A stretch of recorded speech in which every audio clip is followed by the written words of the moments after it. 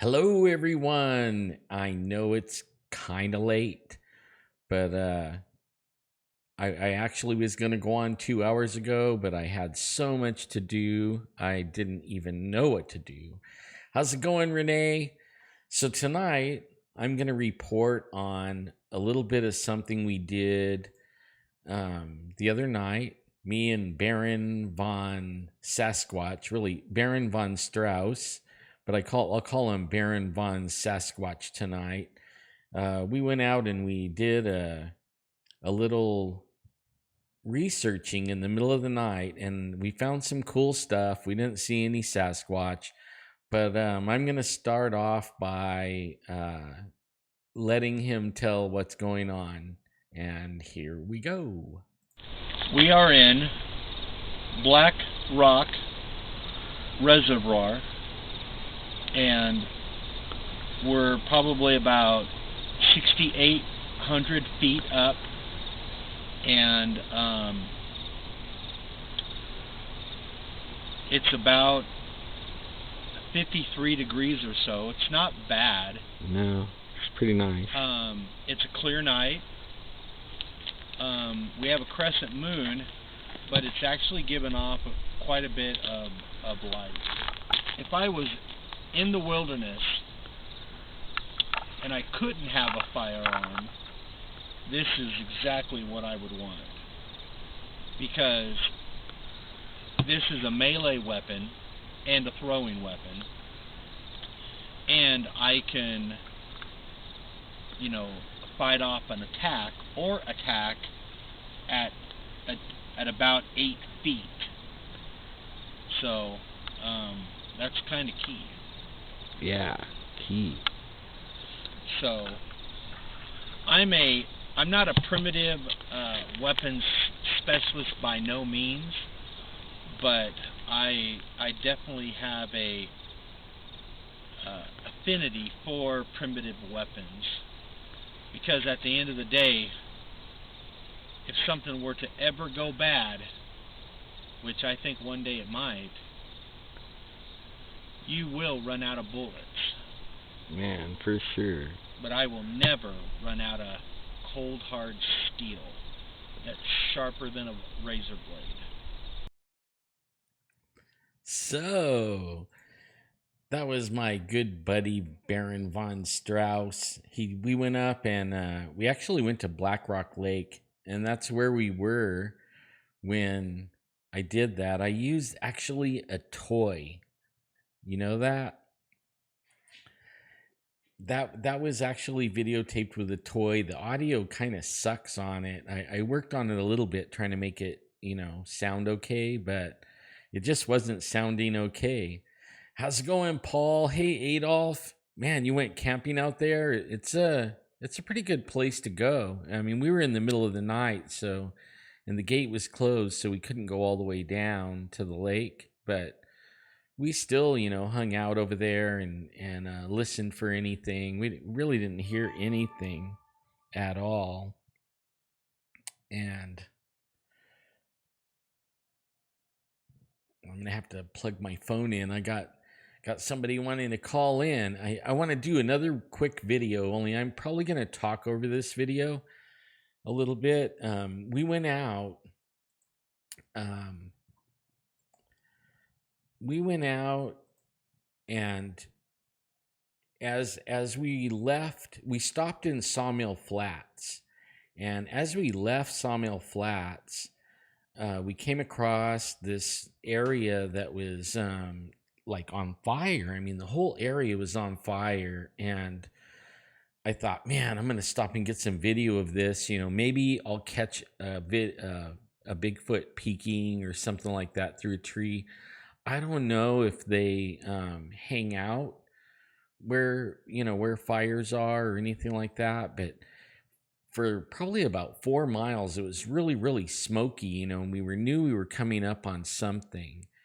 And I know it's hard to see because my camera, the one I was using, doesn't have great night vision, but you can see like little flames all around. There was actually more than that the camera didn't pick up. And then there was this one big blazing area over there. And so I thought, man, I'm going to stop right here and get a little bit of video of it, and just, share this with everyone, because I thought it was cool looking.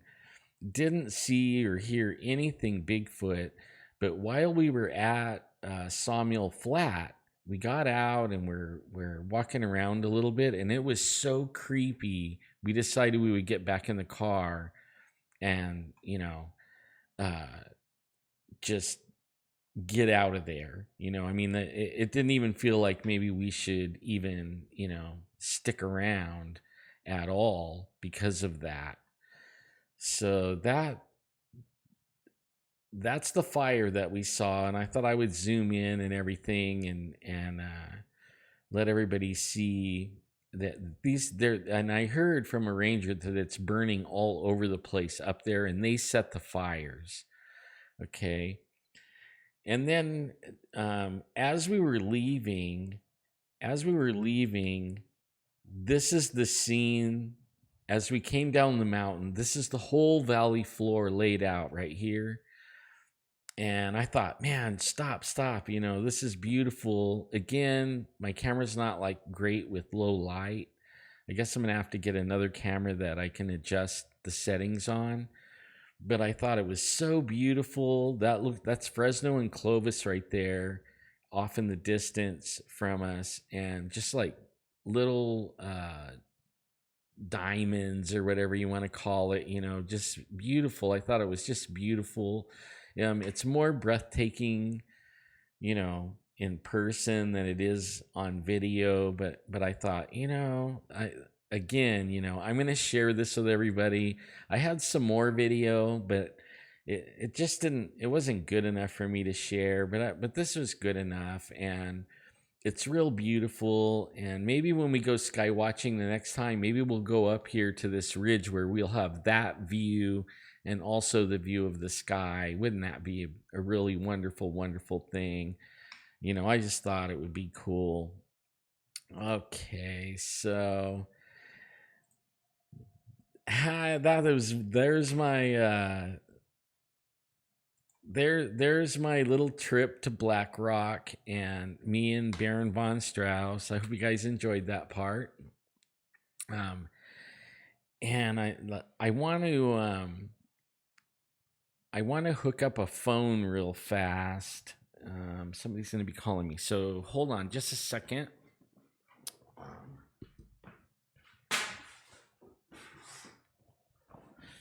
All right. Yeah, Chris or Ghost Wolf actually is wanting to call. He has some really good stuff. If I could just remember how this all goes, I'm not real sure.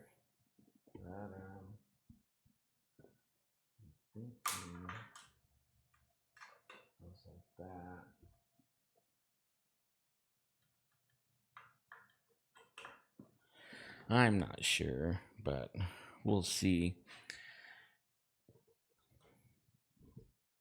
Yeah, it was a really fun little trip up to the hills, and I guess we were out there probably like 3 or 4 hours.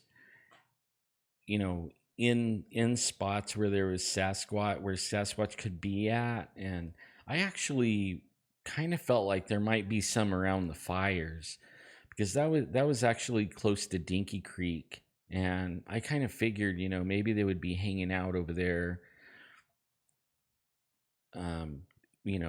or maybe not. Maybe there's no food. Maybe the fire like sent them all packing or something. Let's see. Man, Renee, that's a lot of language right there. Yeah. Aloha.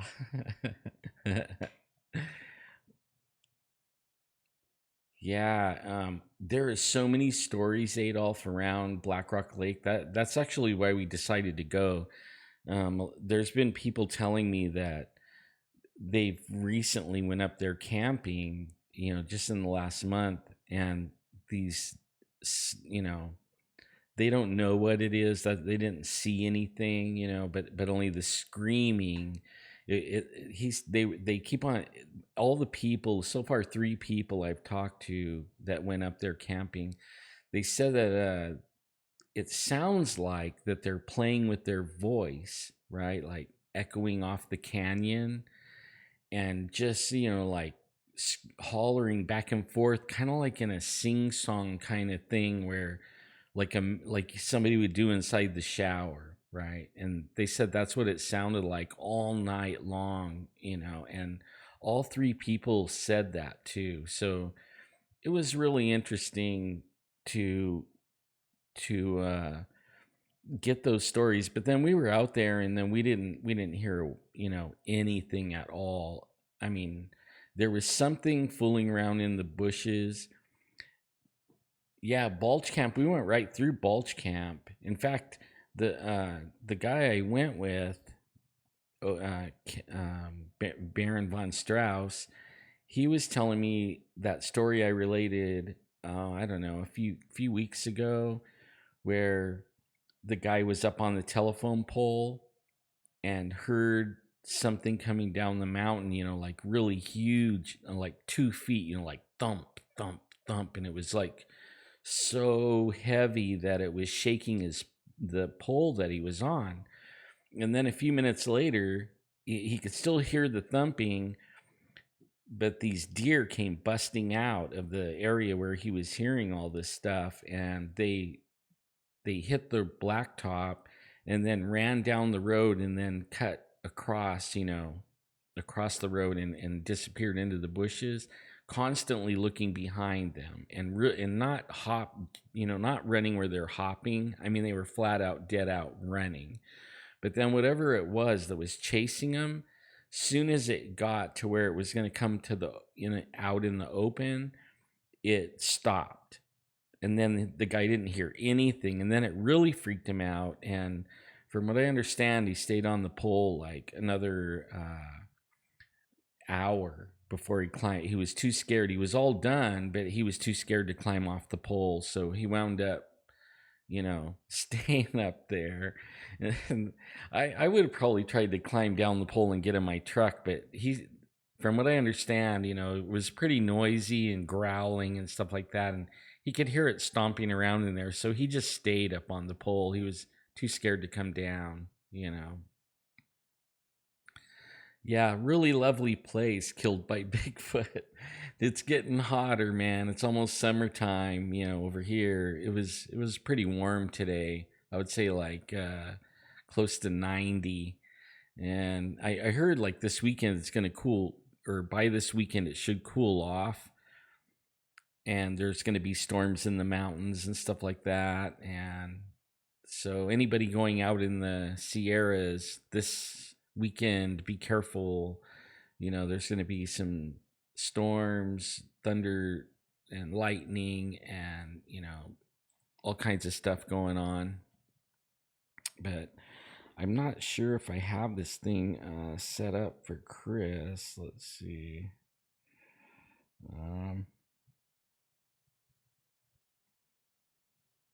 I guess I'll find out in a minute. He said he'll be on in 20 minutes, so I'll give him a little bit of time. Yeah, so I wasn't sure if you could hear the video of Baron von Strauss talking about his pike that he had. We didn't take any weapons with us except for that big pole, and it was just a long pole with about a 2-foot blade on it, and that's what we were doing. Huh. I don't know.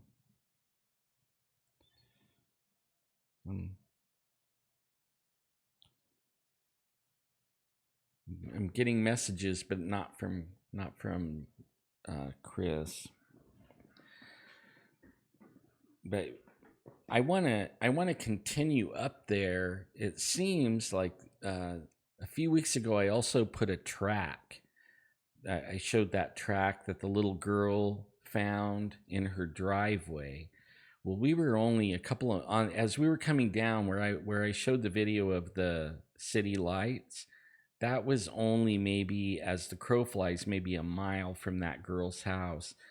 And if it wasn't 2 o'clock in the morning, we would have drove around over that on that side of the mountain and hung out a little while. But we spent so much time at Black Rock and Sawmill Flats, and then running around over there where the fire was just below Dinky Creek, that by the time we got down to Pine Ridge, it was, pretty late. And I really wanted to talk to some people anyways. Yeah, there's a lot of mining back there on those creeks. Even when I was a kid, we used to go mining, panning, and we had a sluice box and stuff like that. And we used to go out there all the time and pan. And I mean, that was when gold was real cheap. And we thought it was expensive, but it isn't even expensive compared to today. Hi, Ruthann. Hey, Cold Warrior and Connie. Oh, man, look, there's a whole bunch of people. Let me see. I am so sorry it's so late. We finally the carpet guy, right? Finally the carpet guy. And he brought in I was setting up, and I thought he was going to work on the room that I'm in and that I'm set up in right now. So I had to hang a shelf behind me. I don't know. Let's see. You might be able to see it. Let me go over here. I had to hang that shelf right there to put the router and everything on, and the telephone. And the guy, I got it all ready, and then I put all this stuff, the monitor, the computer, everything, I put it all away because I wasn't sure if he was going to start rolling stuff out or not. And he didn't. He just brought it in and laid it down, and then it was used padding too. And so then me and my wife were like, used padding, used carpet padding. I guess when you rent, that's what happens. You get used. And I told her, I'm okay with used carpet padding, long as it doesn't have animal smell to it, and it looks pretty decent for what it is, but still used, and probably it looks pretty old to me, but it's not really falling apart or anything. So, but when you rent, what do you can, I'm just glad we're getting carpeting finally, because soon as they get done, like, this is probably my last time that I'm going to set up like this. Hopefully by this weekend, he's in here carpeting, putting the padding and carpeting and get it all done. And I can get out of that motel room and move my bedroom in here and get the heck out of here. I know I keep on saying that. I hate hearing it, and I hate living it more than anyone, believe me. 6 more hours and you're off for 4 days. Woohoo, man, that is good. That's cool. Everybody's trying to get me to go up to the spot. It's Memorial Day weekend. We got, everybody goes on to the spot, and I might not be able to go. I mean, I was going to go, but I might not be able to go. If they do the carpeting, because the guy works, so I have a feeling when he dropped this padding off, if he has to, come in here and work during the weekend and to finish it, I know he could do one room in one day. He should be able to. That means I get to move in here, and that means I'm not going to go to the spot and go camping with everyone if I'm putting my room together. That's, to me, way more important, is having my bedroom back, and then having a studio finally, or a permanent place for everything, so that I can start being on here regular. and not have to do all the work to set it all up.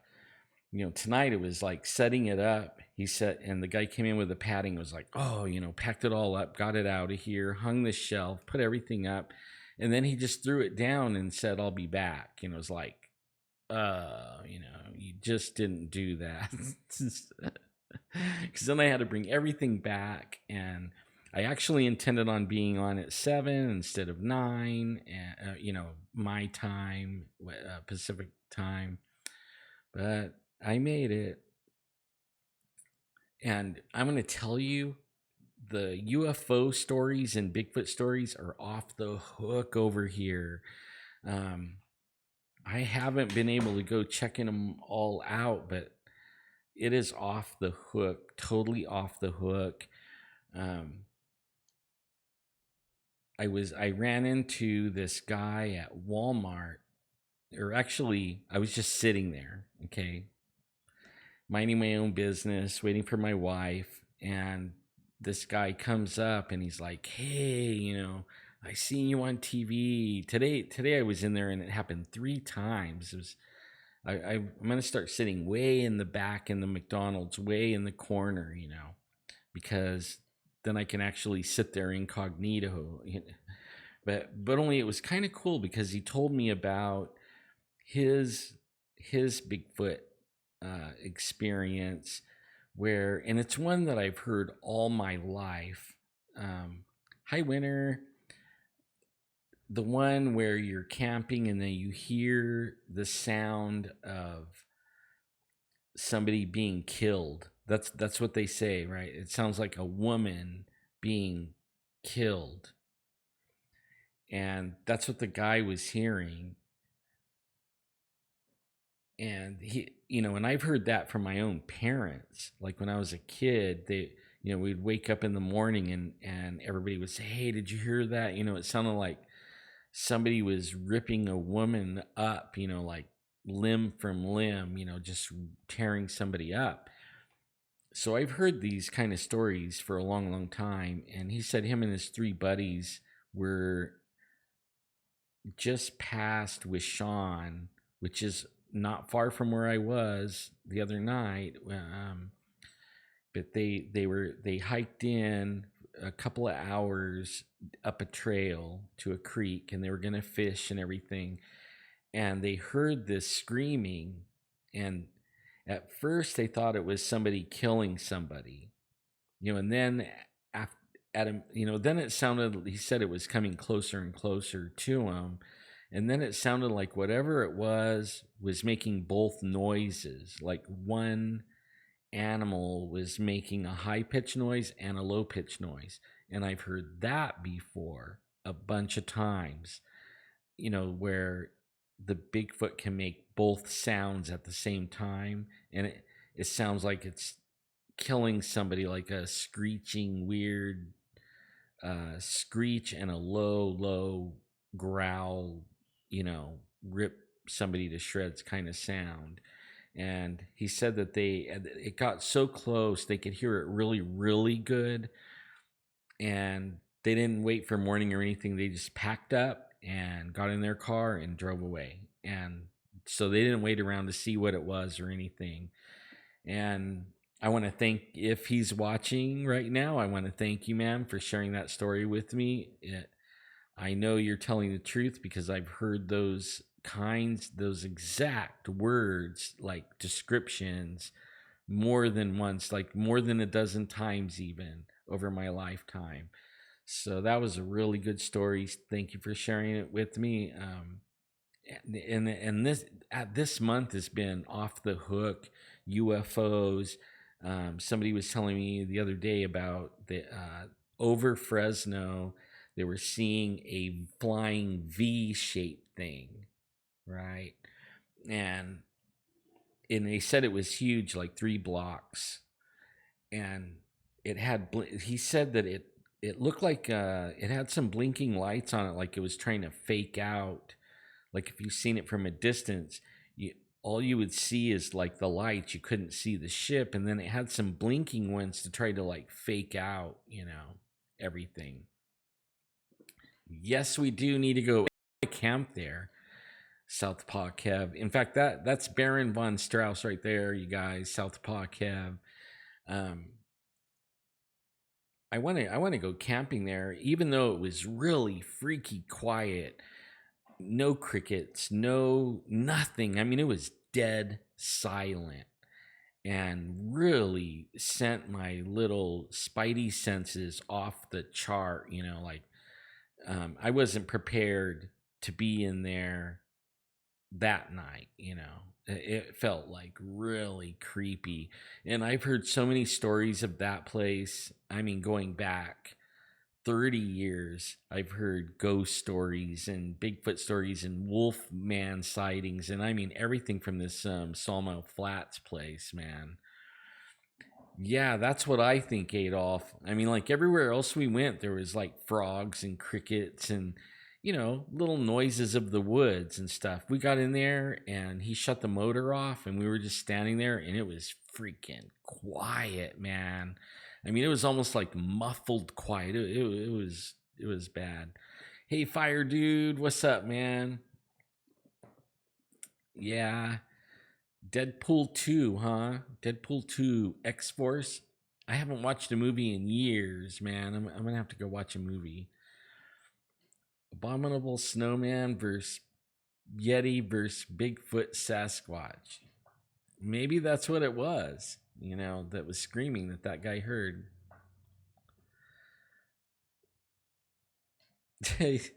Yeah, no kidding, man. He's right. I mean, even at Black Rock, I actually could hear something in the bushes. I don't think it was something big, but who knows. I kept hearing it, and I didn't show it on the video. I just showed Kev talking. I cut everything else out because the audio was so bad, but you could even hear the crickets and everything on that um, video, even though the audio is bad.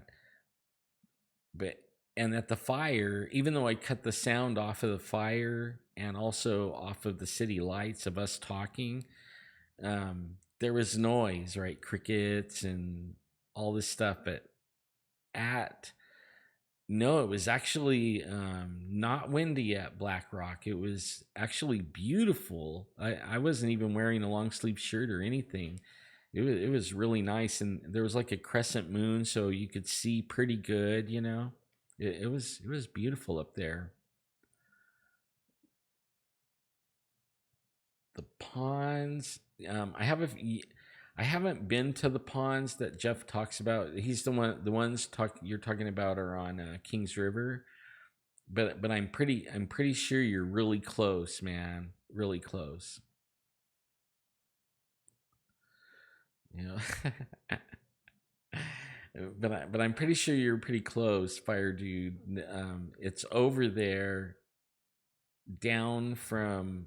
It's actually probably like 2 miles or 3 miles, like just outside of Tybee Valley area.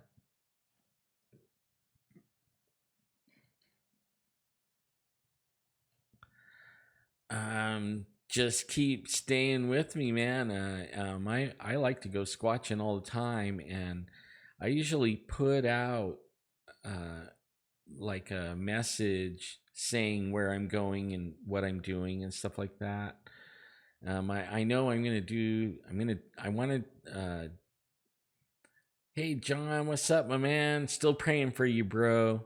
You're killing it, man. You're killing it. You're gonna be cool, man.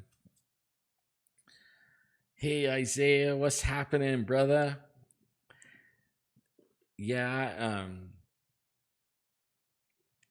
I'll put out like when I'll put out like a little notice or advance warning before I take off and go anywhere. I have some places I want to go, like around Bass Lake or above Bass Lake, Whiskey Falls. You guys been there? There's some. I'm hearing a lot of stuff coming out of that area. Whiskey Falls, Chiquita Creek, both sides, right? North and south, lower or upper and lower, both. And Jackass, uh, even Jackass Meadows. And then that Jackass Meadows, man, I was only like a half a mile from there where I saw my first Bigfoot that I ever saw. And I've been hearing like all the way from North Fork on up, all kinds of activity.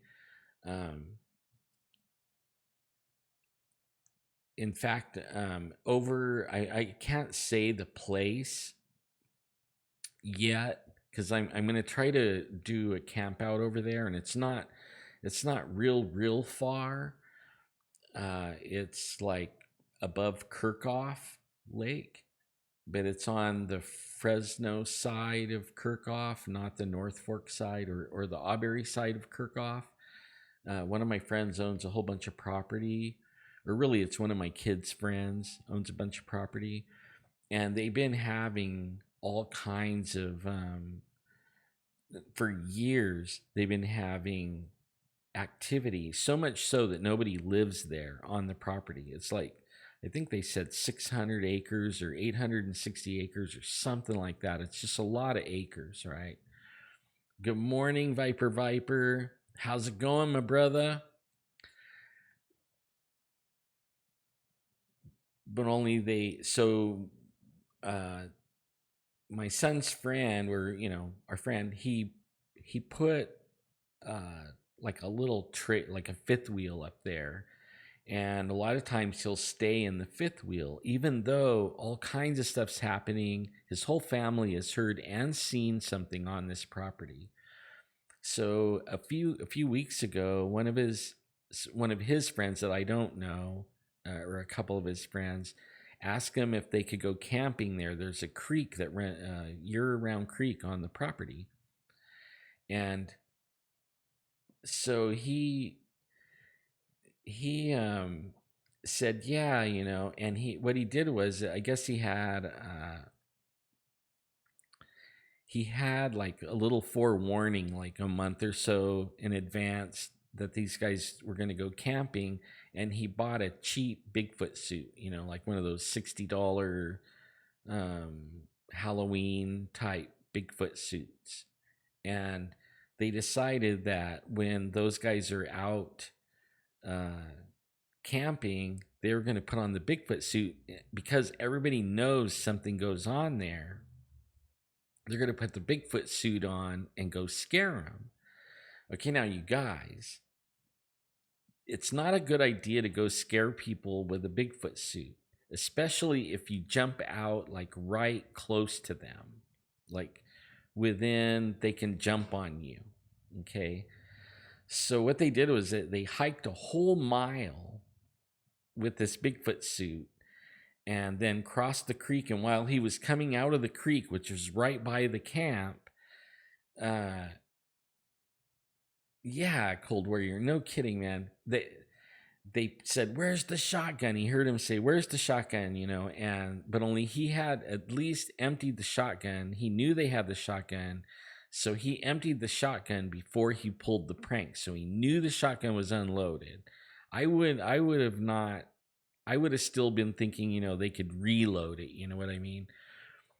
But they got the shotgun. It was unloaded. They tried it and it wouldn't shoot. So one of them, they were dirt bike riding. So one of them took the helmet, and the guy was really close to him, and he threw it and smashed his face with this helmet, right? So now he's got blood inside his, his nose is all smashed, his lips messed up, busted a couple of teeth, and he's bleeding inside the Bigfoot suit. And it moved the thing where the eyes were, so he couldn't see anything, right? And now he's starting to yell at him like, "Hey, stop. About that time, one of them pulls out a big hunting knife, and they all bum rush him, okay? And one of them lunges at him with the knife and catches him at the stomach level, but luckily it caught the suit, and he was able to actually see it before it actually got him. So it just grazed him, right? Just made a little scratch on his stomach. But then he's like going like this, trying to protect himself, and he's yelling at him. He's trying to get the Bigfoot, thing off of his head. And then the next cut got him and just sliced his arm open right there, and he didn't feel it. And finally he got the mask off, and everybody's like, oh my god, that's not cool, and they were yelling at him and everything.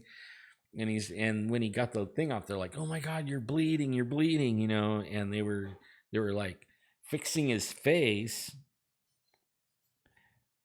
and they were fixing his face up. And then he started stinging in his so he started pulling the suit off, and then he realized his arm was filleted all the way to the bone. So then they freaked out really, really bad. Okay, now if you pull a prank, okay, on somebody and it backfires and you get cut like that, call an ambulance. Okay, they freaked out. They had to ride this motorcycle for a mile back to where their truck was. And then they got in the truck, and then they drove all the way to the hospital, right? And so they could have called the ambulance and met the ambulance, or the medical bird, the medical helicopter could have came and got him. But I mean, it was a really bad cut. Then when they got to the hospital and they told them what happened, then the ER had to be locked down because it was a knife that cut him, so they locked it all down until the police got there. And when the police finally heard that, what happened and how he got cut and everything, then they said, oh, everything's okay. It's not some kind of terror attack or anything like that. No real Bigfoot or anything. So they opened the ER again. But like everything went wrong on that little camp out. But I want to go there. Okay. Like I want to go camp out over there. And I already told my son to tell him, like we're going to have more than one gun. Don't try to unload our guns and come and try to scare us. I don't think he will anyways. He said he still can't feel two of his fingers on the arm that he got cut on, so like if anybody's ever going to prank anyone about Bigfoot, make sure there's no knives, guns. And if you do get hurt, call an ambulance. Okay. Don't try to save yourself and drive, 50 miles to the hospital. Okay. Yeah, man. I mean, like trippy. Okay. It looks like he's on, it looks like it. Can you try calling this number, Ghost Wolf? Like, I don't know. I don't know if I have it hooked up right, but I could try. I mean, I could try it, man. Try calling it. Yeah, I'm invited to go this weekend, and I really do want to go. Only if the carpeting guy comes to carpet this room that I'm in right here, like as you could see behind me, there's no carpet still. And there's no curtains on the windows. And this is my bedroom, and I've been out of here for a long time. Let's see. Hey, what's up? Hey, what's going on? Ah, cool. You're in the system. I must have it hooked up right. Hey, what's up?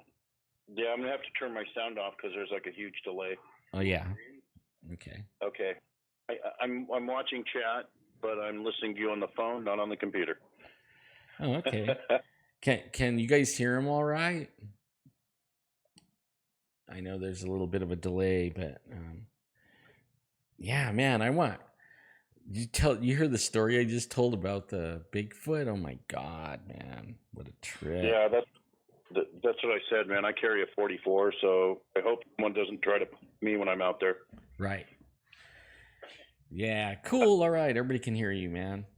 Cool. How's it going, chat buddies?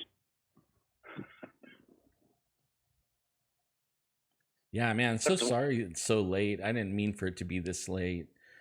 No. That's cool. The reason I was delayed is right when you texted me. I was just getting ready to get in the shower, and you know how I like to be beautiful, because I'm, want to be looking good all the time. So. Yeah, well, we could smell you from here, so I'm glad you did take a shower. right? I'm just At least kidding. I'm just kidding. I'm-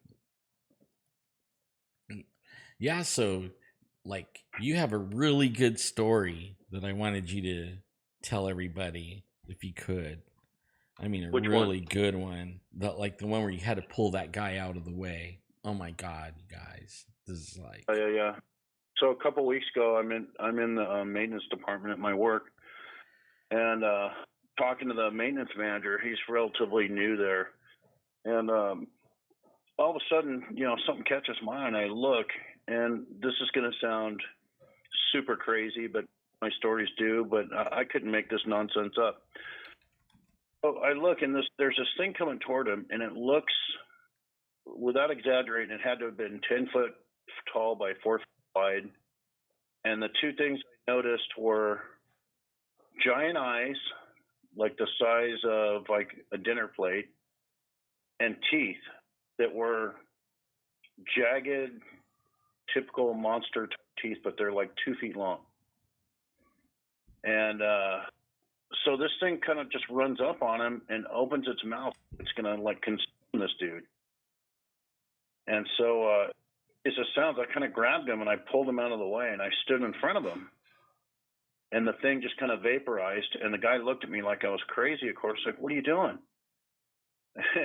And I'm like, I made an excuse. We're in the maintenance shop, and there's shelves with equipment, all around us. I said, "Hey, I saw something on the top shelf move. I thought it was going to fall on you. I thought, maybe that motor was going to fall on you." And he's like, "Oh, okay." And then after it happened, the one part I didn't tell you, Alan, so then we're sitting there talking, and then something catches my eye again, and I look to the other part of the shop, and I just see a black, like, smoke cloud about the size of a basketball just kind of float and like linger for a second. And I kind of looked at it, like, and I'm thinking, these things probably can read, kind of know what you're thinking type thing. And I looked at it, and I just thought to myself, hey, I know what you are. You're not allowed here. And that thing just like bounced out. wow. It was the weirdest. It was honestly one of the weirdest things I ever seen. I mean, this thing, it moved at a speed that I can't even describe, and it was like on an escalator. You know what I mean? Like it just kind of flew, and it was just crazy. And I don't know what would have happened, but the thing actually like opened its mouth like it wanted to eat this guy. Yeah. And I don't even know this. He's only been there a couple months. I don't know him very well. Well, it was crazy.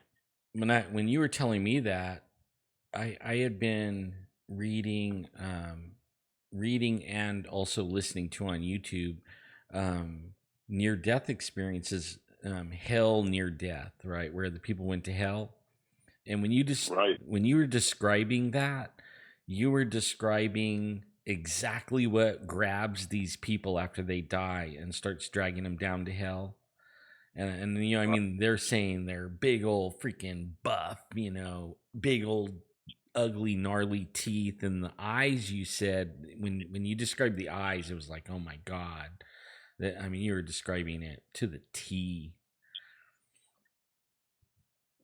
Yeah, it just looked like, I mean, this thing looked like it could have torn a Bigfoot in half. I mean, it looked crazy, like not like, I don't know, there's nothing on earth that could touch this thing, Bigfoot or otherwise. It was just done. It's almost like it's hard for me to describe because I've never seen anything big before. Your phone seems to be cutting out. I wonder if it would work better if it was on Skype or something. Hang on, let me try something here. Okay. Yeah. Hello? Hey, Amanda, how are you? Is that better? Yeah. Okay, I was trying to be tricky and be on speakerphone. Oh, yeah. It has a what do you call it? A noise suppression thing on the speakerphone that suppresses background noise. So sometimes it doesn't work. Oh, I figured my mouth was big enough I'd override it, but okay. Sounds good though. Sounds good now. Oh, good. And I gotta bring my seat up a little bit. Oh, wait a minute. There we go. Man, I tell you, man, today, what a day. I spent my day and running all around. It was so hot today, like Oh, I crazy know. hot, It was man. burning up here too. I'm kind of looking forward to this weekend. It's supposed to get down to into the high 70s again here for a day or Hmm. so. I'm looking forward to that. And I'm Yeah. looking forward to them carpeting my bedroom, man. I'm really jazzed. I know I can't stop talking about it, but wow, Yeah. man. I mean, I I'm can't. going a week from Thursday. I think it's the 31st. I'm going up to the Sierras. I'm going up there for like 4 days, but the weather's been so crazy. I'm not sure exactly where I'm going yet because the place where I usually go is still snowed in. So I don't know if I'm going to hike in there, do some snow hiking, or if I'm going to lowball it and maybe go to June Lake or somewhere a little lower. I'm not sure yet, but I've always got my eyes and ears open for you know who. Yeah. Well, you're going to a good place for, only that, but that's according to TV though. Like I do have some friends over there that say Mammoth Mountain area, Mammoth, and also Mm-hmm. the hot springs is a really good place for them. Yeah, I've never, I don't have a confirmed, knowing experience when it comes to Bigfoot, but I've told you, the experience I had on a hike in the Sierras at a Rock Creek Lake at a Bishop that was kind of strange that I think could have been one, but I can't ever prove it or, say for sure, but definitely the right kind of terrain up there, that's for sure. Yeah. Yeah, real high stuff. And then there's somebody else, I can't remember his name. He's on he has a website and he tracks them. And he has tracks like going from that side of the Sierras to this side of the Sierras multiple years and it's the same Bigfoot. Is that John Mayanzinski or something like that? He's been on some of the Bigfoot shows. He's like a tracker and that. Is that guy or someone different? No, it's somebody different. Yeah, I know that he takes a samurai sword. He dresses kind of like a samurai, kind of, and you know. Wow. But I mean, he's really cool. He's more like Earth stuff. His name's not Robert, is it? No, not Robert. But man, Sierra. I think it's like Sierra Sasquatch or something like that. You could look it up on Google Earth, and he's interesting. Interesting that the dude dresses up like a samurai. That's a new touch that I've never heard before. Yeah, well, he dresses in black and then carries a samurai sword. He's actually a nurse, so I mean, like he's a cool guy. A nurse? No, nurse. Like a medical. Yeah, a male nurse, a nurse. Yeah, I guess. A nurse. I don't know. I don't know if I'd make fun of him. He might like slice and dice you. I know, right? Like John Belushi on Saturday Night Live, right? Yeah. Yeah, so Viper says, has my guest seen any Sasquatch? Probably not, but I think everything else, right? Yeah, I'm a 99.9% believer in Bigfoot because I haven't had that confirmation experience yet that, the actual, seeing one for sure. But just about anything else in the paranormal you can name, I've probably seen or experienced or, had some kind of experience with. Right. Like he went to the spot with us. Actually, it was just me and him, really, at first. And we experienced the chatter and some other things and huge, big, giant turds. I mean, big ones, big turds. More than a bear. I know that. Yeah, I still have the pictures. Yeah, I mean, it was big as my boot. The big turds were as big as, or bigger, really. The pile was bigger than my boot. Yeah, it was just weird how when a certain someone showed up, the whole mood was but I think there's something to that too. I really think that I don't know, the more I look in the subject, the less I want to go out and knock trees and blast sounds and do all this stuff. I think you go into an area that may have some action and you just go camping. And you keep your eyes open and your ears open. You have cameras ready and audio recorders ready, and you're subtle. You make noise, you laugh, you sing, you cook your food, you do all kinds of stuff because they're either going to be curious and wonder what you're doing, or they're going to be aggressive and start throwing stuff at you to get you to move along. But if you go up there, I don't know. The more I look into it, and I've been into Bigfoot since the Patterson film came out in '67 because I'm older than dirt. But I don't know. I just think quacking and knocking trees and whatnot is not the way to go because with no one knowing what that means, what if knocking trees means, hey, I'm a 10-foot aggressive male, get out of my area. Right. Yeah. Then are you gonna see one? Or what if it what if it means I'm a female with young, stay away from me, or I'm protective, or okay. We don't know what that means. I mean, it could mean something good. It could mean something bad. So I don't know. It seems like more people have better luck just being out in the woods. I don't know. I go out a lot and over the years, and if I don't do anything, usually nothing happens, and I believe me, I'm keeping my eyes peeled and stuff. But if I whistle, do a little whistling, they'll whistle back. The wood knocks doesn't necessarily it won't elicit a wood knock back always, but it might get them chattering, and so like, and you don't have, you only do it like when you first get there, you know what I mean?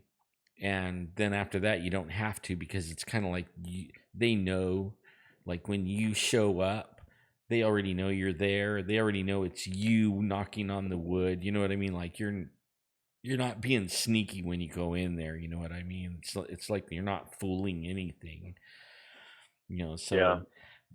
And these, and these shows crack me up, like the Finding Bigfoot and that, because, and don't get me wrong, I used to watch it. They're fun shows. They give you some information. They're kind of entertaining. I know they're scripted somewhat, but really, if you really want to, my opinion here, again, if you really want to do research, you go in for like a month. You find a hot spot. You go there for at least a month and try to get some. Going for 1 day or 2 days, I just don't find it very effective. The odds of something happening in that situation, I think, is pretty slim. Well, if you go in an area that, like, if you go in there, like, say, like the spot, like the one that the Memorial Day spot, nearly every time, you could go a day trip in there, and I would say out of 100 times that you go down there, 99 times you're going to encounter something weird and possibly see a Bigfoot. I mean, it'll scream at you, it'll talk at you, it'll throw things at you, and you don't have to knock on anything or do anything, because they're already there, I mean, I saw something when we were there. Mm-hmm. I just don't know what it was because I didn't get a good enough look at it. Right. Well, they over there, one guy that he's a really good friend of mine, but he's now, I think he's camping up here north of Fresno, or let's see, northeast of Fresno.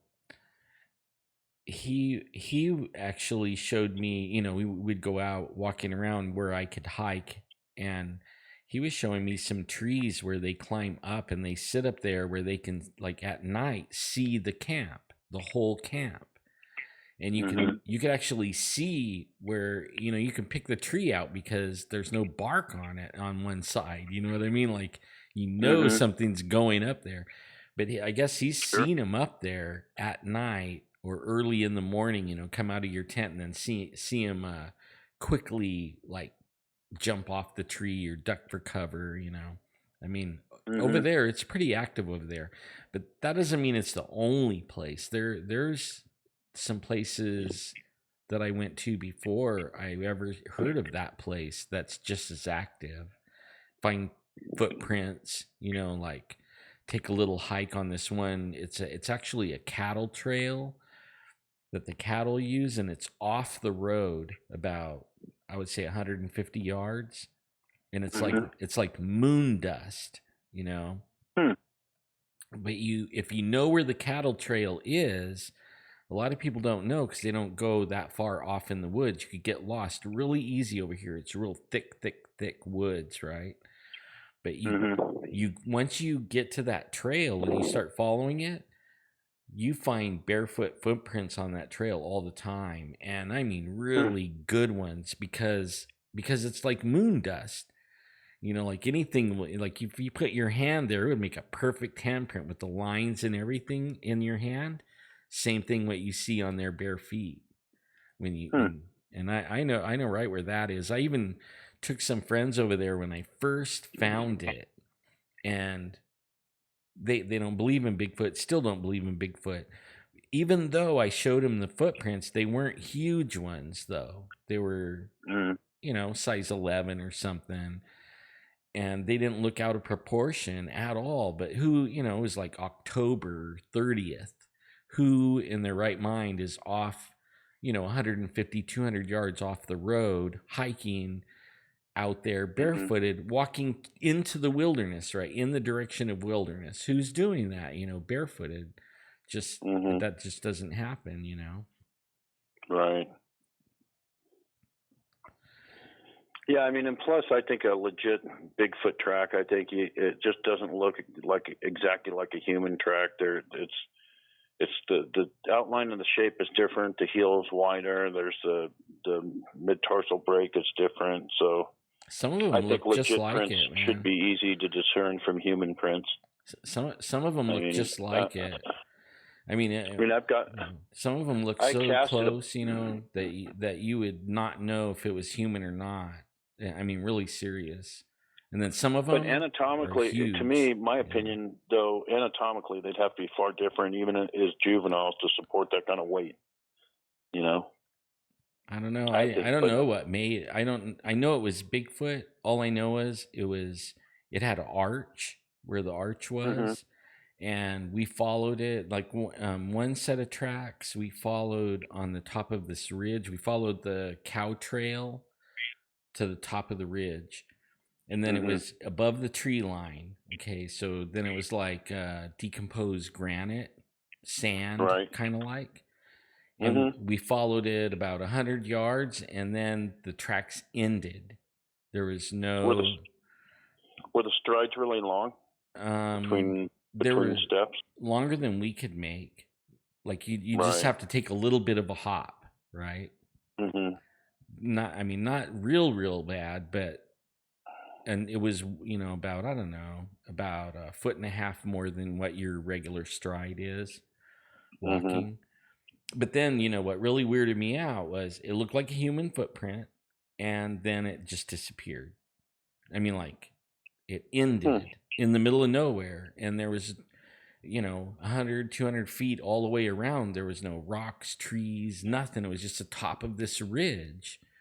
And, there was a few bushes, but only there, it would have had to smash the bush, like if it was using it to get away. And I don't know, I don't know what happened to it. It was the weirdest thing I ever came across, Hmm. you know. And all my buddies are like, "Oh, that's somebody." Like, really, somebody? We're all wearing coats, and it's like 6 o'clock in the morning. That track was left there in the hour, right, within the hour, and I And couldn't I couldn't were explain they it. kind of in line too? Oh yeah, completely in line. Because that's another thing I think Yeah. that they, because if you look at, I don't know if you've ever seen the breakdown of the Patterson film, but a Sasquatch stride is not like ours. The leg kind of comes forward and swings to the center a little bit, hmm so it kind of makes their tracks appear to be in line. Well, I know, like, I've even came across some that were small like that, again, like a size 10 or 11 or something, and it only had 4 toes. And then I've also seen them where they were the same size like that, like, but no, they were like flat-footed, but 11 inches or so, and then their pinky toe is sticking straight out, like it broke it and never, popped it back in. In fact, even some of the big tracks that I found, the pinky toe is broken. And sometimes all the toes are mangled, you know what I mean? Like all mangled up. Really weird looking. Yeah, it was, I don't know if you know Jim Lansdale, the guy from GCBRO and the guy that does Killing Bigfoot. Oh, yeah, huh? Yeah, he sends me a lot of pictures and a lot of info. Because when he goes on these investigations, a lot of times he experiences paranormal stuff. So he always sends me photos to look at and stuff like that to help him, get through some of that stuff. But anywho, a lot of the tracks that Jim finds out there down there in Louisiana are 4 and sometimes 3-toed, and that's even more common than 5-toed down there. Really? So yeah, a lot of 3 and 4-toed. I'm gonna see if I can. I'm gonna see if I can find a picture real quick. You could talk while I look for this picture. Let me see here. But yeah, somebody asked about the tree knocks. Like, to me, the tree knocks are just something to get them, to see if they're there. Like, for some reason, when you do a tree knock, they can't help but answer back, either by vocals or knocking on a tree. But I never went to a place where I heard knocks, just straight up knocks. Just like when we went to Thule Reservation with Christina, we were doing the wood knocks. She took us there to prove there was no Bigfoots anymore, right? That's why she took us there. And Jeff did a couple of wood knocks. Next thing you know, there's 3 of them hollering at us, and they stayed hollering at us all evening, and kind of blew her away because Bigfoot didn't exist, but all of a sudden now it does exist, right? It exists. Let's see if I can find this image. I got an image of a track that will blow you away if I can find it. Yeah, Bigfoot stuff, I'm a huge enthusiast, but I'm definitely no expert. Oh man, I love this stuff. I can't help it. I can't help myself. I'm just like crazy. It's just I was listening to a Stephen Quayle YouTube video the other day, and he said something kind of interesting. It was really weird to me. You know how a lot of us that experience paranormal stuff, we're saying it's getting so regular, and the veil is getting thinner and whatnot. Yeah. Well, Stephen Quayle was saying it has to do with chemtrailing, and the chemtrailing is like changing our atmosphere that was protective in some way to be more suitable, almost like the chemtrails are paving the way for these things to have access. And as crazy as that sounds for me, Tone, I'm not doing it justice, but he actually made it sound, feasible. It could. It could. It was a really different theory that, That's interesting. I never thought of it like that either. Huh. Yeah. I know up here, I don't know by where everyone in chat and everybody lives, but I know here in where I'm at, Central Coast, we get, dozens of stripes almost daily going back and forth. It'll stay all day and blend into one big weird looking square cloud that's got like a rainbow effect to it. It's really bizarre. Okay, I found the picture and I just put it up. This was taken a few years ago from one of my friends. It was David Ragosa and Renee. And that's a nice fresh track in the snow, and you could see how the pinky toes kind of broke over a little bit.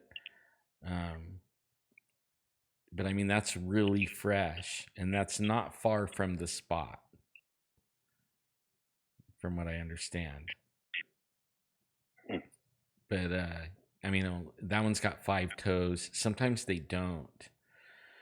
But I mean, I have a whole bunch of these. I have some that are in the sand that people sent me. Let me see if I can. I'll change it up again, and let me see if I can find another one. But that one's pretty cool, man. Okay, let me see. I'll put it back on me, and then I'll go back. I'll show you these ones. They're just absolutely. These are smaller ones, and they're in the sand.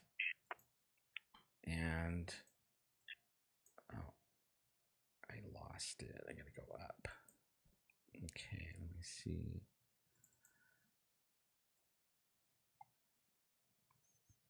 Here we go.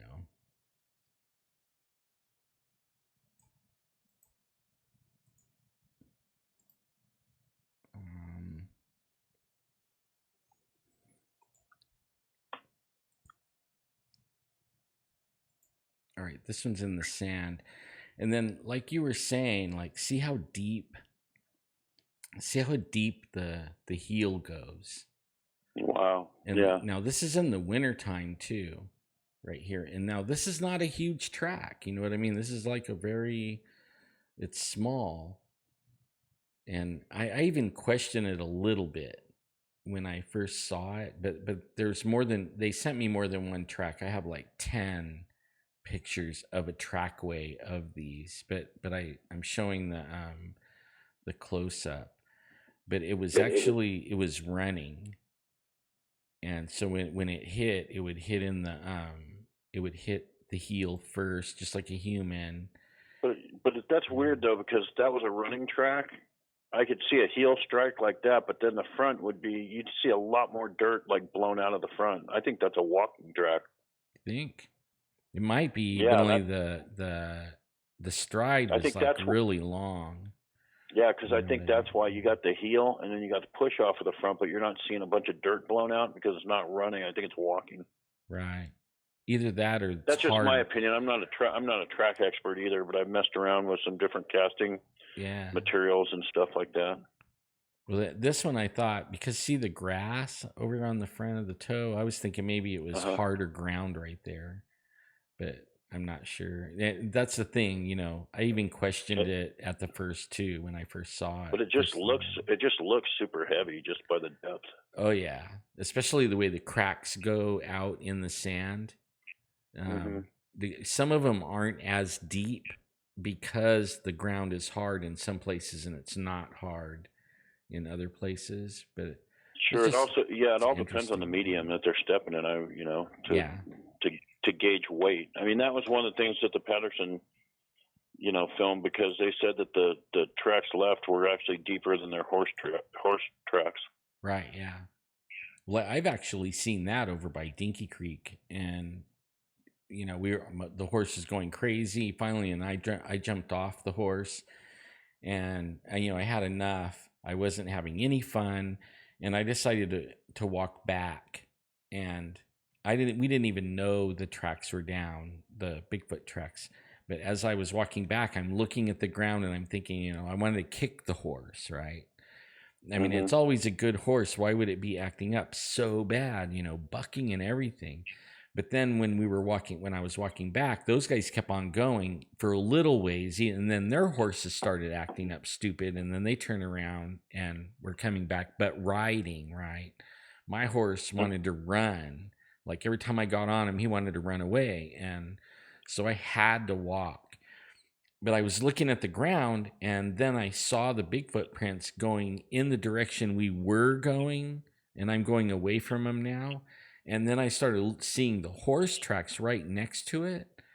And I was thinking, wait a minute, and the ground was not wet. You know what I mean? It was like pretty, like how, you remember how the road was where we found those big turds? Yes. It was like that, but only it was leaving indents, and the horse wasn't even hardly leaving an indent, but the Bigfoot was leaving an indent in the road. You know, it was like, whoa, you know, like how heavy is my horse? Now wait a minute, you know, like I had to think about that. And then I really wanted to go, you know, like as bad as the horse then, because that was a big track. It was sinking in the dirt, not as much more than my horse was, more than all three horses were. You know, it's like, oh man, I'm out of here, you know. I'm getting out of here. that was like in the 90s, you know, early 90s. Yeah, that's crazy. I had a secretary that used to work for me, and she moved up to Sacramento and area, like Auburn and that kind of area, Grass Valley, somewhere up there. And she called me up. She goes, "Hey, you still into like Bigfoot and stuff?" And I go, "Yeah." And she's like, "Oh, I got something for you to listen to." She goes, "You know, my husband works late nights. He's a manager for a Walmart and or not Walmart, I'm sorry, Home Depot." And she goes, "He's got to work nights, and I've been kind of afraid." And I'm like, "Why?" And she goes, "Well, listen to this." And she sent me an audio, and it was just like a total like Ohio howl. Wow. And I'm like, "How often do you hear that?" And she's like, "Almost nightly." And I said, "Well, keep recording it." And one night she even like called me, and we keep in touch. You know, she hasn't worked for me in 15 years probably, but we still keep in touch. And she actually called me one night because she was just freaking out, and she said, "It sounds like it's like super close." And I'm like, "Well, you know, stay indoors, put all the lights on outside, keep your animals inside, and you know, wait for your husband to get home." I mean, what can you tell her? And I just said, you know, if something keeps happening, call 911 and get a cop over there. You know, but and then I Google mapped her place, and it was funny because you know she lived in an open area, but really close, within like an eighth of a mile, was just solid woods. Oh, you know? Yeah. And it doesn't take much woods, you know what I mean? Like, it doesn't take much woods. They'll be right in the outside of the city in a wild area, you know, like a little swampy wild area. Mm-hmm. Man, Amanda, the Bigfoots in Tennessee are mean ass. Those over there eat you up, man. From what I understand, they're crazy.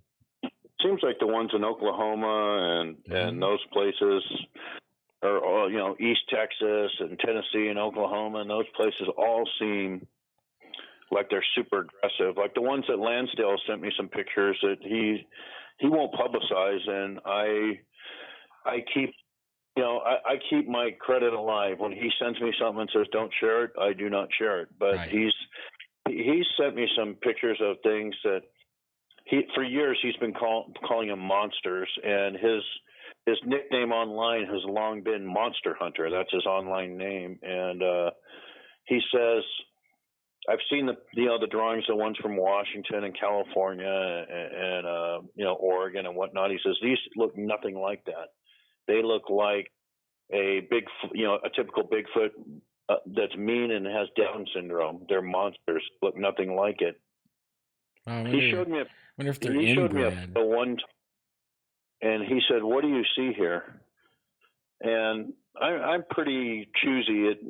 Like when I look at a photo, I can diagnose it pretty good, and based on bizarre things I've seen and whatnot.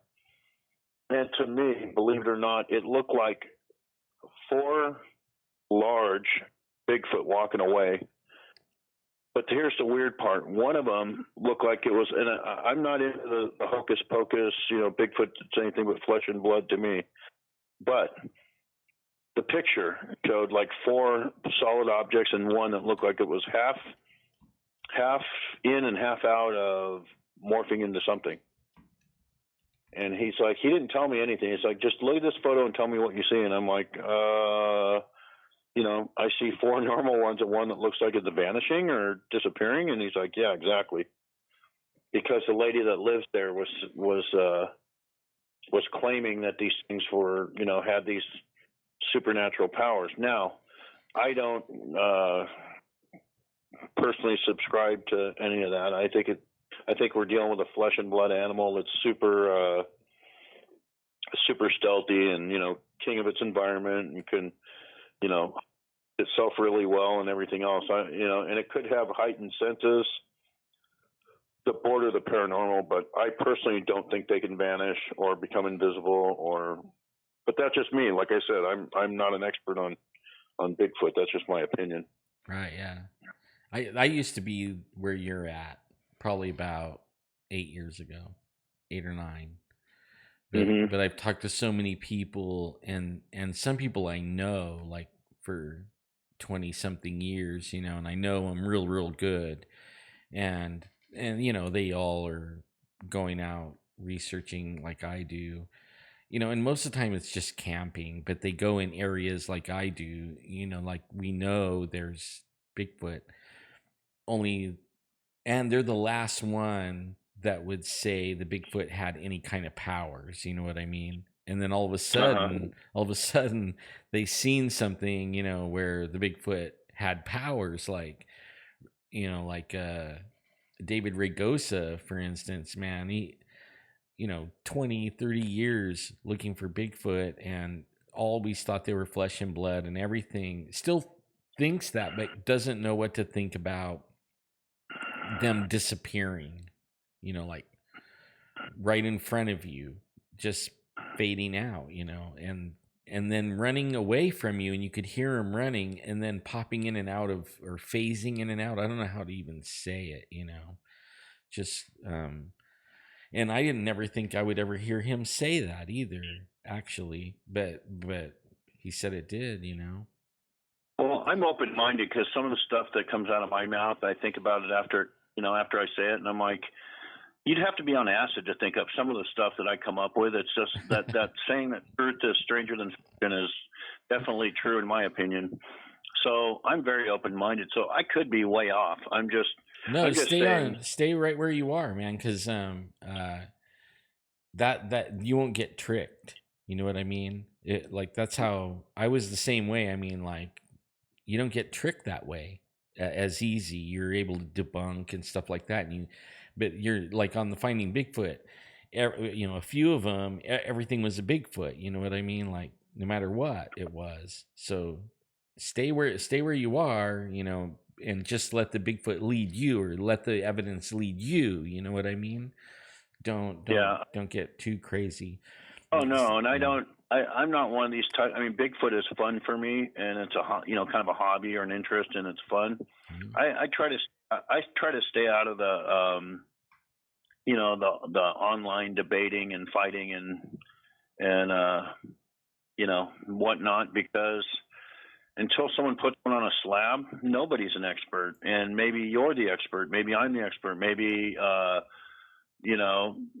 people in this, the squad in the chat room are experts. I mean, everybody's opinion at this point is 100% correct until someone can prove them wrong. Right. And there's just no proof that anybody knows for sure. So that's why, in my opinion, if you keep an open mind, you're kind of missing the boat. Don't have an agenda.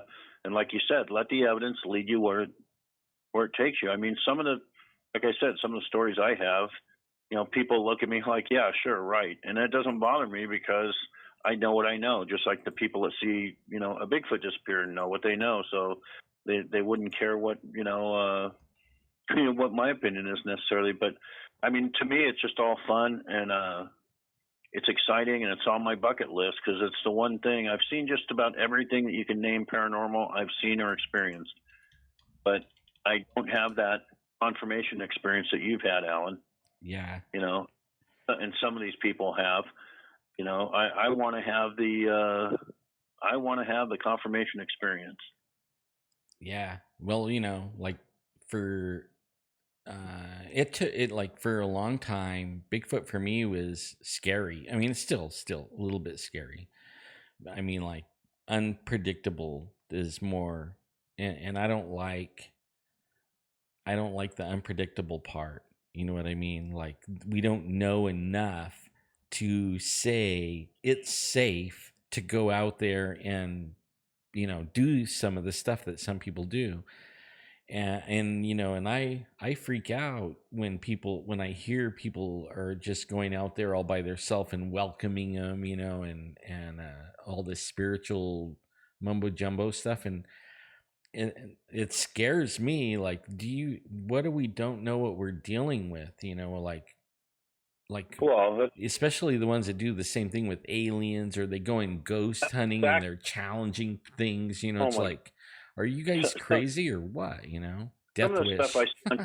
yeah, some of the stuff I see on TV, I'm sitting there watching it and I'm like, you don't really want to do that, or you don't know what you're messing with here, or be careful what you wish for. And, that's why a lot of these, ghost hunting shows and whatnot, all they do is stir things up and then they leave. And I feel sorry for the families. I'm like, hey, you haven't done anything to help these folks. It's just all you've done is stirred it up and, walked away. And it's just funny that, some of the stuff people do. And like you said, going out and taunting that stuff, unfortunately, I'm one of the dumb ones that I do a lot of hiking and stuff on my own. So if I get picked off someday, it's my own fault. But I've had tons and tons of days in the woods just on my own, and I've had some creepy, weird, like paranormal things happen out in the woods, but never that I can say was 100% a Bigfoot. I think one time, I think it was, but no confirmation, so I can't say it. But See that? I wish I could go back to that. You know what I mean? Like, there used to be a day before I saw Bigfoot that I was totally like gunless. The only time I carried a gun really was for humans. I didn't trust humans, especially way out in the woods. You know what I mean? Like, that I wasn't carrying it for any monsters or anything like that, or even bear. I even know how to scare away bears. I mean, I grew up there. But I mean, so I used to go up there, and sometimes, like after 2 or 3 weeks of not hearing my voice, I would go, hey, just to see if I could still talk. You know what I mean? Like totally at ease in the woods, totally comfortable, totally sleep right on the rock. You know what I mean? Not anymore. yeah, I can't do that anymore. All that no, 'cause innocent stuff is, Right. yeah, it's gone. There's a monster. I mean, maybe not a monster, but something way bigger than me, faster than me. I mean, just all kinds of things better than me. even when you're not looking for it. Me and my buddy were at a fossil site one time, and it's if you look it up on a map, on a California map, it's called Prehistoric Lake Manic, Manix. And it's an old prehistoric lake bottom where they had a bunch of really cool fossils and stuff. And my buddy and I, we get out of the truck and we climb down into this lake bed and we start walking, and we're in the middle of nowhere. And I mean, there's no people, no ranches, no houses, no nothing for several miles in every direction. And from 5 feet behind us, we hear a woman scream at the top of her lungs. Great. And I mean, as plain as I can hear you on the phone, Alan, as top of her lungs. And my buddy stops and he just turns white and he looks at me and he goes, "What's that?" And I said, "Well, it sounds like a woman screaming, right?" And he said, "Well, no shit, but where'd it come from?" And I'm like, "I don't know, you tell me." And there's just a lot of stuff like that happens. I mean, I saw an actual Indian spirit in a different place, but I saw an Indian spirit, and I was on this ridge. Me and my buddy split up because we were looking for the site, and I saw an Indian kid. He looked like like a teenager. He was kind of chubby, had long black hair, and had the typical like loincloth thing on. And wow. He was standing in front of a rock, and when he realized I could see him, he got this really surprised look on his face. His eyes got real big, and then he just dropped right into the ground. And it was so solid, it didn't look like a spirit. It looked solid, like as solid as I'm seeing you on the screen here, And I didn't take my eyes off the rocks. I actually thought, hey, there's got to be someone there. This is way too solid to be a spirit. And of course, I walked over to the boulder without taking my eyes off it, and there was nothing there. So I don't know if I would have dug underneath that boulder, if I would have found an Indian skeleton there or something. But I mean, even if you're just not looking for anything, I was out there looking for fossils because my paleontology is my hobby. Right. And just out there looking for that to hear and see just the weirdest stuff sometimes. And it's cool that we live in a supernatural world. And for the for the people who don't believe in any of this stuff and they think it's hocus pocus and mumbo jumbo, I feel sorry for them, because I think they're missing out on a lot of unique adventures that you could have. If you have an open mind to all this stuff. Man, like the girl screaming. You know what else can do that?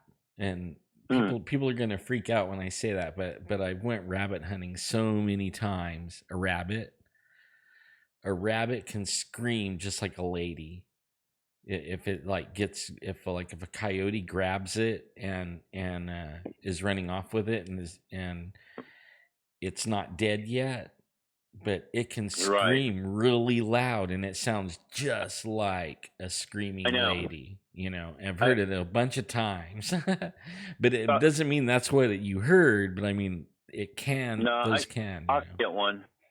I saw a fox get a rabbit one time, and no, we were in a big open area, and it literally sounded like it was 3 feet behind my buddy, and there was nothing around, not even anything. I know what you're saying about the rabbits, though, because one time I was working for a guy, I was moonlighting for a guy, doing some machining work in this open. He had this big building with roll-up doors, and the roll-up door was open. One night I was on a milling machine working. It was like 12 o'clock, and I hear what sounds like a woman or a baby screaming in this field. I'm like, what the heck?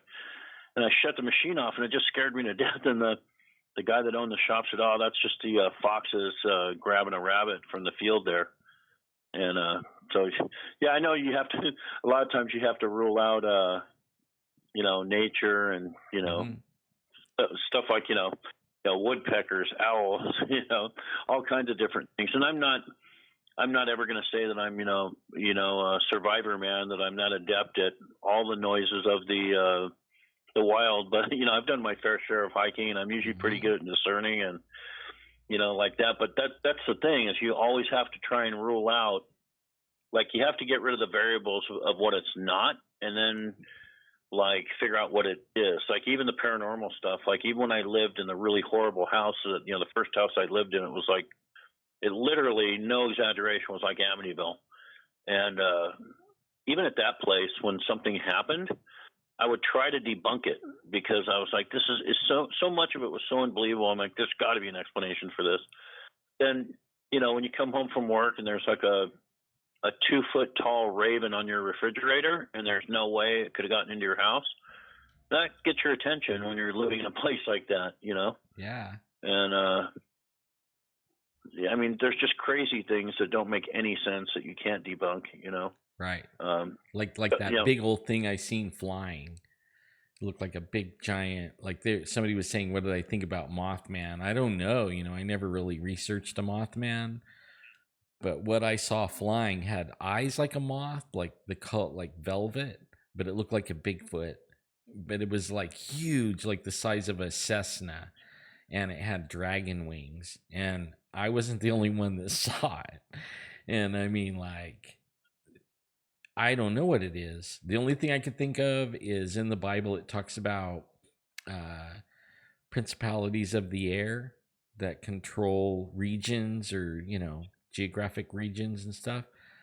I'm thinking it was something like that. That's what I think. But I don't know, I don't know for a fact. All I know is it was big, it was scary looking, and it looked at me. Man, it was freaky bad. Yeah, Mothman is just, yeah. I don't know what the heck to think about Mothman. I think it's cool, and it seems like it's got some pretty good evidence behind it. But I don't know. I think it'd be cool to see it. That would be really cool.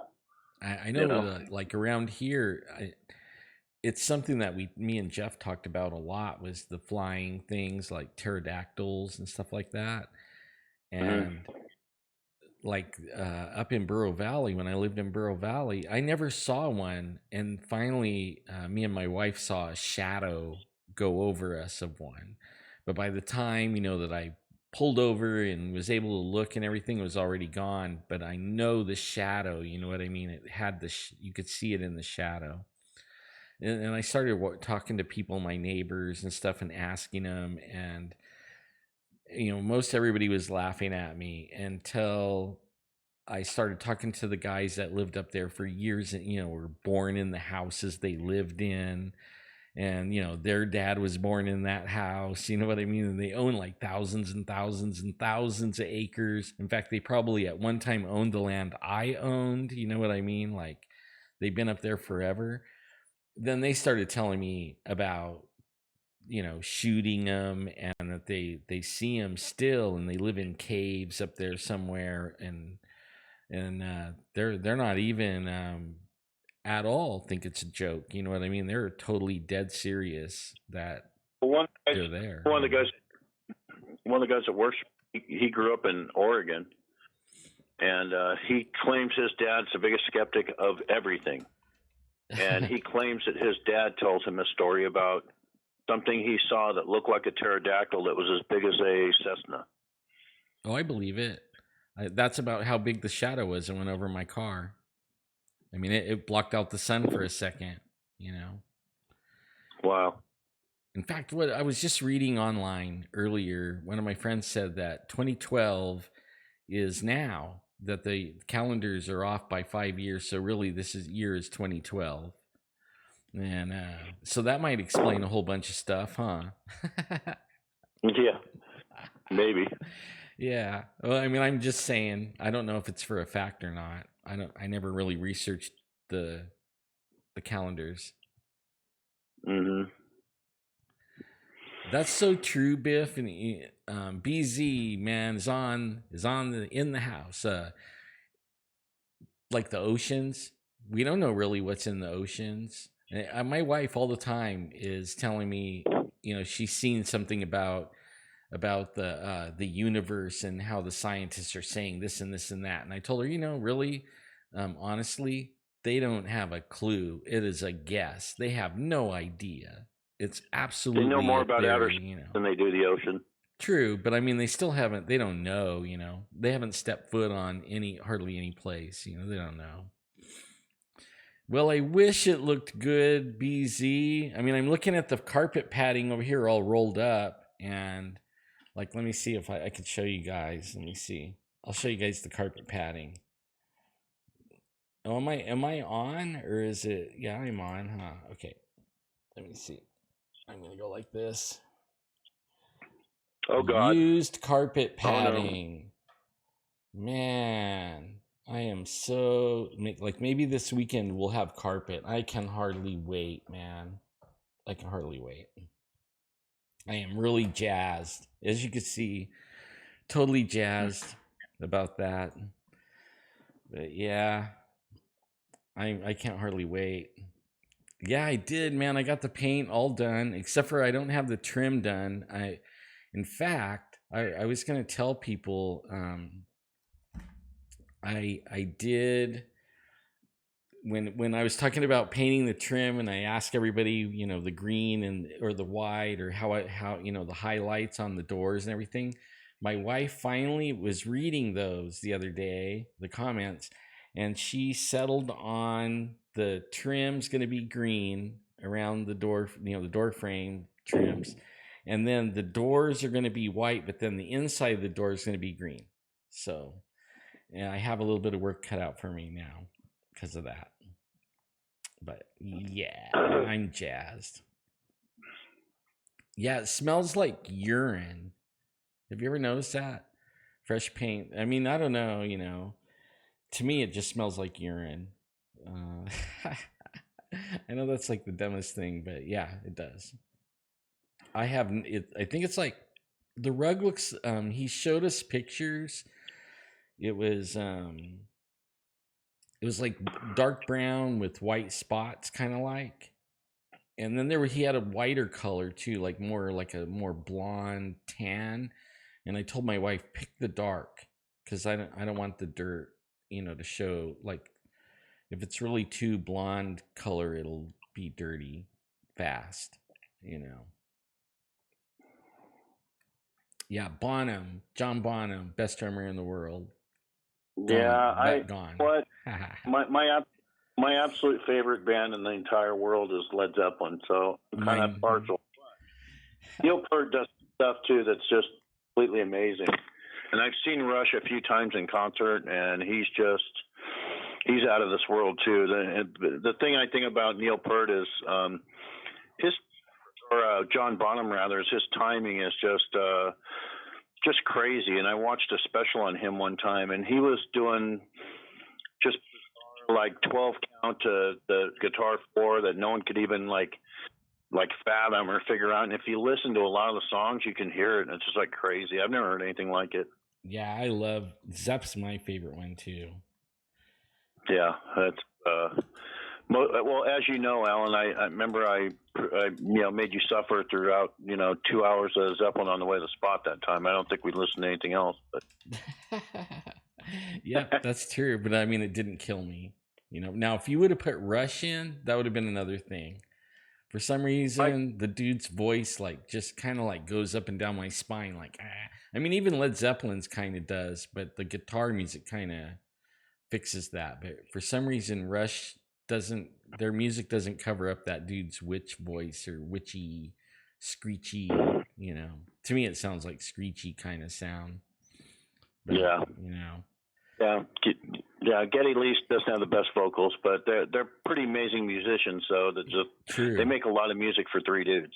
If they don't have the singer, they sound great to me. But as soon as the singer, oh, I remember Thin Lizzy. Gee, you guys are. I got a ticket listening to Thin Lizzy once, and the cop pulled me over, and I was a painter. Believe it or not, I was a painter at the time. Had my airless rig in the back and everything, and was playing Son of a Bitch, and I was going a little bit fast, and the cop pulled me over, and he was like, "Is there a gun in that truck?" I'm like, "No."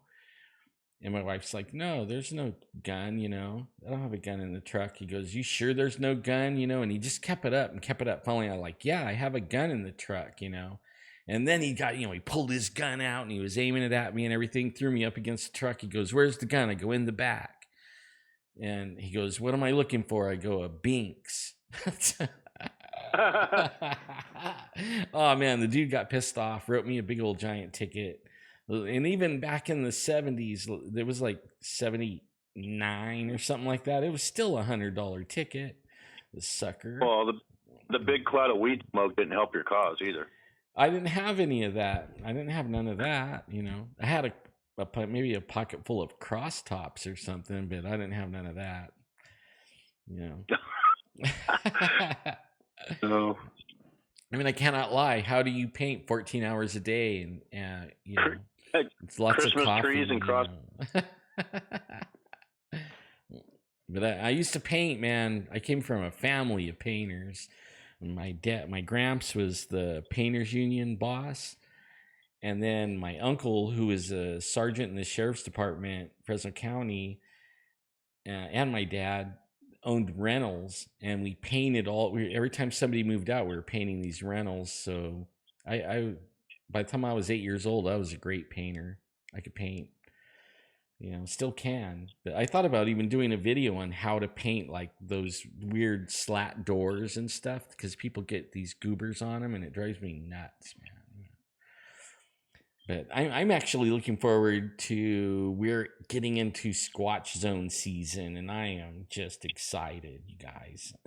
That's really once I get in my bedroom, you guys are going to have to tell me, turn off the YouTube, man, quit, stop, because I'm not going to stop.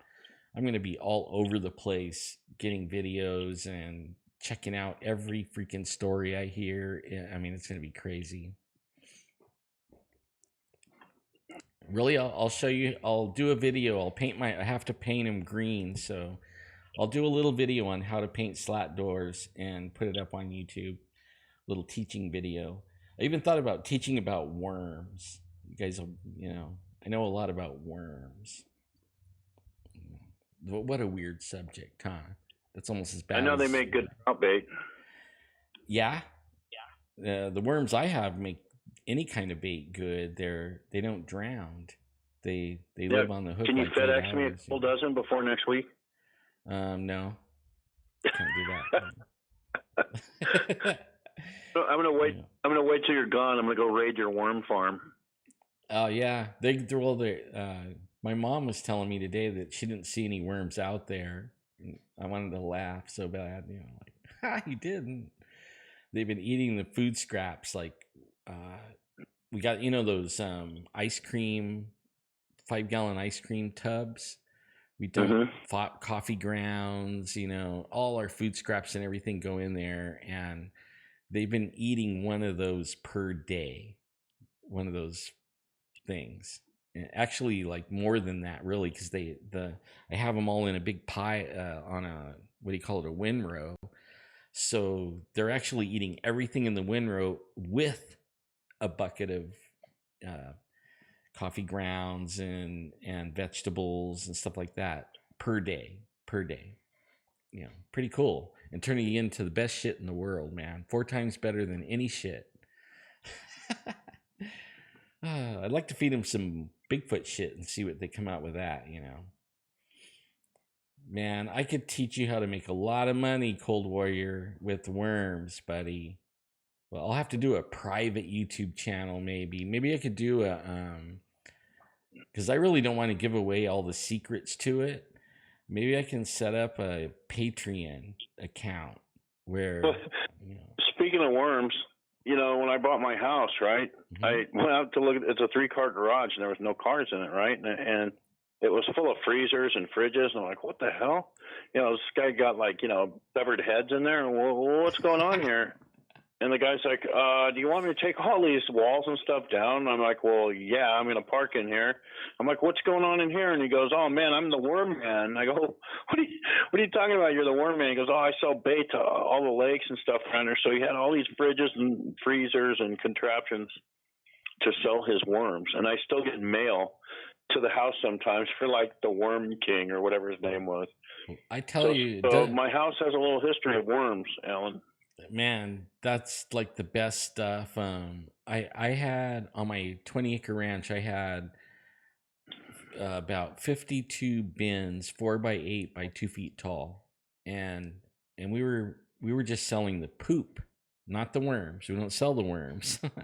The worms is what makes the gold. The poop, that's what's actually the good stuff, and it's the good shit.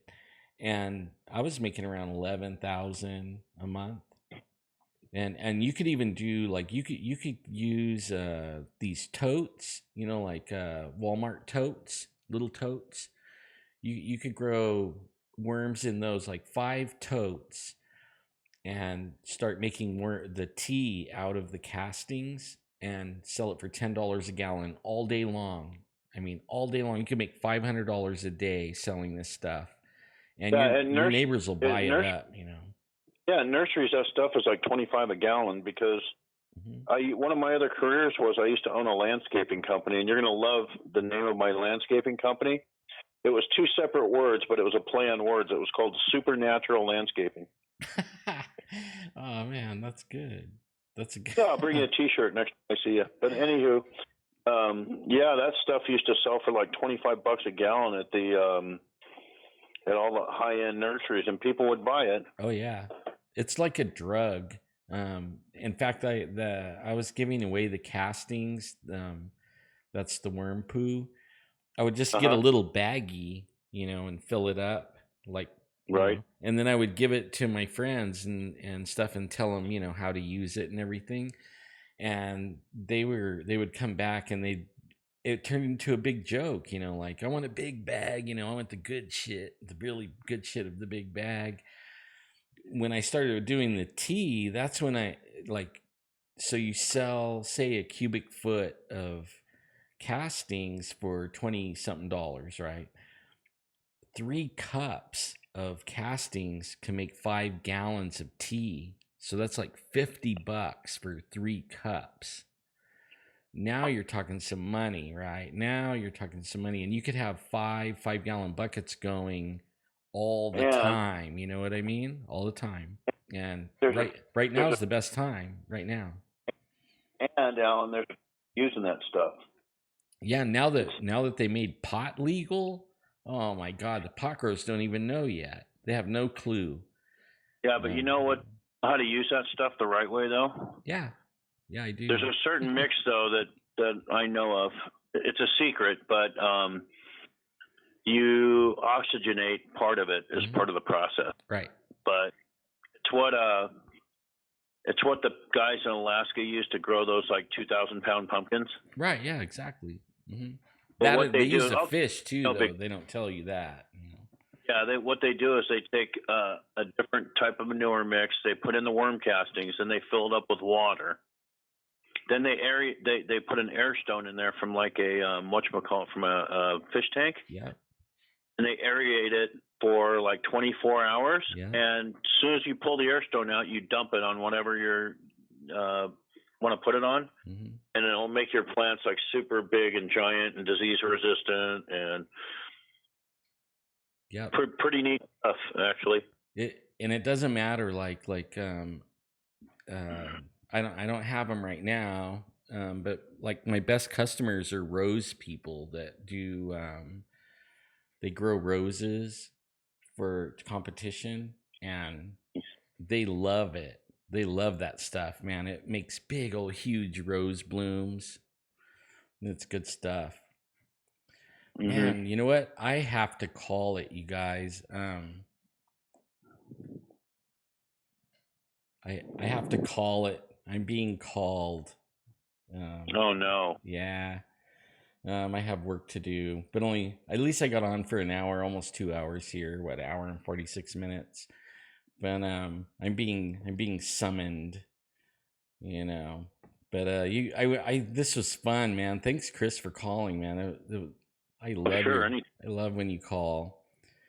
Yeah, anytime. I was thinking maybe one of these times we can, and this is just if anyone's interested, and maybe no one's interested at all, but maybe one of these times we can do like a Q&A if people have some specific questions. It'd be kind of cool to interact with my chat buddies. Yeah, for sure. I want to do one on Bigfoot like that, like the way they were asking in the chat tonight. I want to do a Bigfoot question night or chat night. But that sounds like really good. Like they could get, I think they could have some fun with that one. Like give them parameters on the questions and stuff. Let's do it. Yeah, it'd be fun. And, it's the one reason I really like being involved in this, whether I call in or if I'm just, lurking in chat and making smart aleck comments in chat, is I've got to say the group of people that are the regulars here are some of the coolest, most intelligent, well-thought, and well-versed people. Because on a lot of these YouTube channels, you get yahoos and dinglings, but you really have a good group here, Alan, and I mean that sincerely. I think so too, man. I love everybody. I love all of them. And remember, I'm praying for all you guys all the time, still, always. I never stop. I pray every day, and I pray for all my people that listen to me, even the ones that I don't even know. That I know there's other ones that just tune in and watch, and then they're never in chat. I pray for everyone all the time, and I pray for everybody's health and the whole thing. And I ask you guys pray for mine too, and keep me going, man. Keep me going. That's what I want to have happen. But I thank you guys. I got to get, man. I'm getting the stare down. I'm probably going to get in trouble for saying that. But Alan, remember, happy wife, happy life. Yeah, that's true. Well, I promised I wouldn't be on. I would do only an hour and a half or something. And I just went over an hour and a half, like 20 minutes ago or something like that. All right, you guys, you have a good one. Love you all. I'll see you, BZ. I want to do a call in one day with you too, brother. And I'll see you, Adolf and Connie. I'll see all you guys. You guys have a really good one. Thank you, Chris, for calling in. I think everything's you got it, brother. Great, anytime. Man. All right. Bye, everyone.